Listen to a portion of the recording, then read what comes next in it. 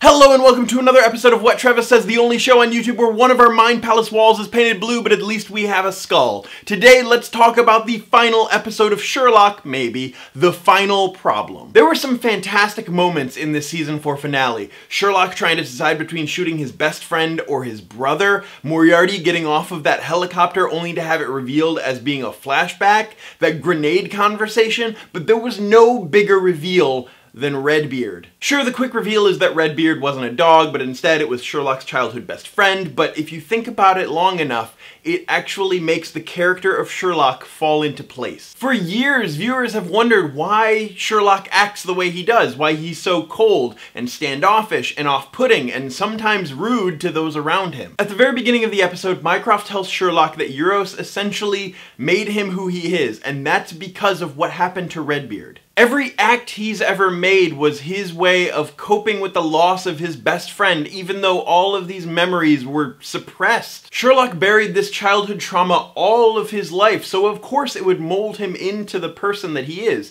He's acting like an alien, like a machine, in order to keep people away so he doesn't have to deal with this pain of loss again. And it's the reason Sherlock never brings emotion in as the deciding factor. It just complicates the equation. Truth and reason don't care about emotion. But this whole episode has him battling emotion and reason and deduction, and he's just trying to juggle them all. And there are fans who are kind of upset because Sherlock is acting stupid in this episode, like, how could he let himself get so close when he knew how dangerous she was? How could he not notice that there was no glass there? How could he toy with Molly like that again? Well, he's trying to deal with all of these emotions. His mind is essentially flooded because of Euros' return. He's trying to figure things out, but with all of these emotions, it's just making him sloppy. Remember, he had to constantly be coaxed into looking at Euros. She kept saying, look at me, like it's obvious, and he wasn't seeing anything. Even with the Stradivarius, she had to say that over and over, and even then, he was only getting little glimmers of deduction, being able to figure things out for maybe a split second, but then he snapped back into his confused state of wondering what is going on. As for Molly, I don't think it's fair to say that he's toying with her emotions, at least not this time. She